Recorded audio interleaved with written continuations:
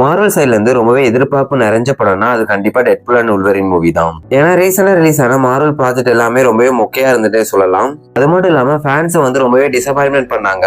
அதனாலேயே Marvel fans எல்லாருமே Deadpool and உல்வரின் movie மேல ரொம்பவே எதிர்பார்ப்போட இருக்காங்க. இதுக்கு முன்னாடி இந்த மூவியோட ட்ரெய்லர் வந்து ரிலீஸ் பண்ணியிருந்தாங்க. அதுல ஃபுல்லாவே டெட்பூல தான் ஃபோக்கஸ் பண்ணியிருந்தாங்க.